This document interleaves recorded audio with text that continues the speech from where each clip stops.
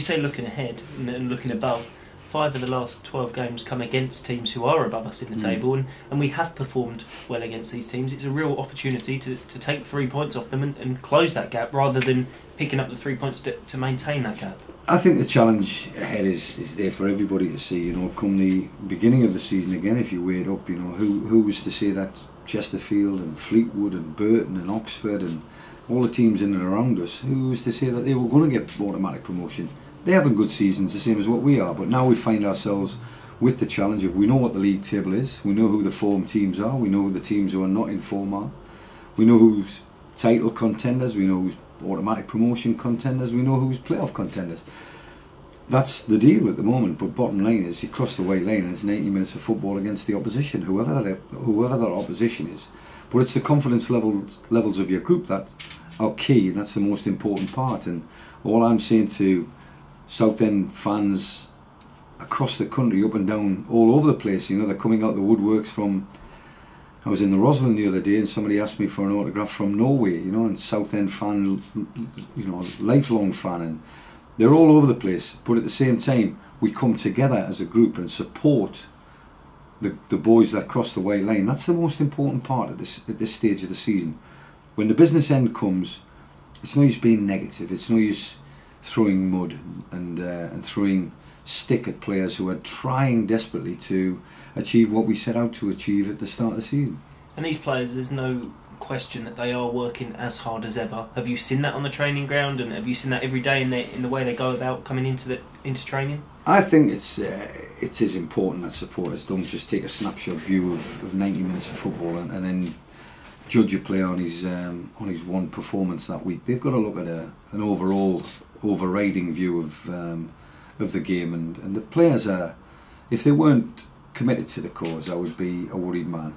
If they weren't committed to playing for Southend United, I'd be a worried man. If players cross the white lane, the first thing a supporter sees is a lack of effort. If that's the case, surely to a blind man, if you want to call it, you cannot see any of that. It's roll the sleeves up time, it's business end of the season, it's get behind the lads. They need the support of the guy that stands on the terraces, and in return we provide a performance. And the criticism hasn't come at the level of performance and the level of football. There's been a lot of plaudits this year, and listen, we accept the plaudits, we accept the criticism. That's what professional footballers do. But at the same time, you know, it's one of them where you look at why people say what they say, and if I, you know, start analysing what they're saying and believe it, then I have to do something about it. Bottom line is, I don't believe what they're saying is true. I think our endeavour, our desire, our commitment, our performances have been worthy of wins of late, and we just haven't gotten them. Now, I questioned our luck at the end of Saturday's game, but as I've always said, the harder you work, the luckier you get, and that's what we'll be doing. We'll be working hard on the training ground, and we'll be working hard between the first whistle and the last whistle on Saturday, and then Tuesday, and then Saturday, and we will turn this thing around. You've been working hard to try and bring players into the club, just to give it that little freshness that possibly it needs. And John Egan came in and did really well, and you are still looking, aren't you? Just to give the squad a little boost. I think that is important. I think you know, every squad needs a lift when the going gets tough, and when they see good players coming through the door, and they see, you know, players like Kane Bulger, who came to the party against York City and then unfortunately went over his ankle and looks like he's out for the rest of his loan period. That's unlucky. You can't do anything about that. Then they witnessed a fantastic first half performance against Chesterfield by Luke O'Neill, again limped out of the game at half time, and that was the end of him, and the supporters were wondering, you know, what have we done wrong? But you know, we had a little sample of John Egan, and he came in from a Premier League football club who's just managed to get to Wembley, and you know, that just shows you the level of quality of the player that we're bringing in. And he gave a great account of himself and managed to last the 90 minutes, and hopefully we'll get through 90 minutes of football for his under-21 international team tomorrow night. We wish him well.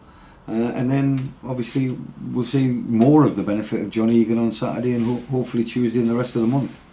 But the players know, they know mugs. They see a player when a player comes through the door, and they witness what they witness on the training ground, and they know that we're trying to bring players in that are going to help the situation, and you know, slowly but surely we're getting there.